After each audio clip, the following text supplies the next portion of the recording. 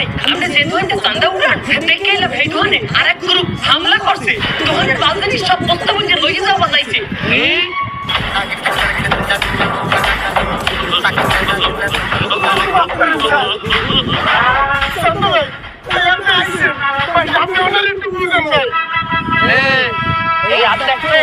এই আত্মীয় জীবনে অনেক খেলাই চান্দা ভাই কাছে অন্যায় ভাবে তোর দোকানে কেউ চান্দা চাইতে পারবে না অনলি চান্দা ভাই ন্যায় ভাবে তোর কাছে চান্দা নেবে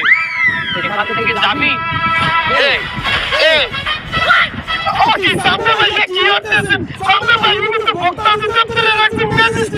আমার দোকানে